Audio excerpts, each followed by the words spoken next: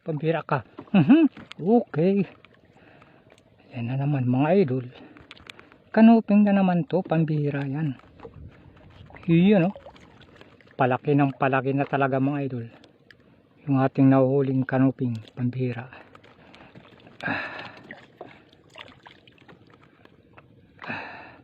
Uy, malaking hipon to. Hatiin ho natin ng tatlong hati mga idol. Yan. Pagka sobrang malaki ng mga idol, tatlong hati po yan. Tipid-tipid lang ho tayo mga idol. Hagisan ulit natin.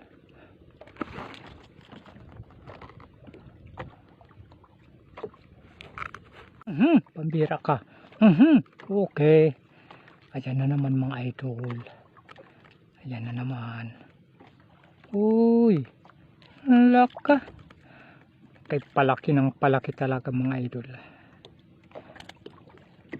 Ayan. Hindi na mapigilan ang paglaki ng ating mga nahuhuli mga idol.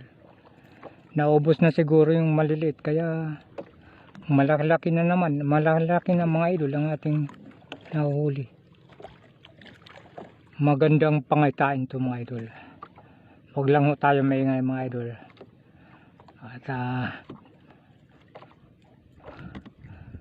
baka mabulilyaso yung ating pakakajakpat. Dahil pagka maingay mga idol, ay sabi ng mga matatanda, malas daw yan. Pero huwag lang ho tayong pakasisigurado mga idol. Dahil ang ating pamimingot ay talagang maingay ho tayo. Pero nakakaswerte pa man tayo. Uy, kumukulog mga idol. Kaya naman, hagisan ulit natin. May pagbabadyang pag-ulan mga idol. Narinig nyo yan mga idol, kumukulog. Umuulan no, banda roon. Sa may MacArthur, Eastern Samar mga idol. Pambira yan.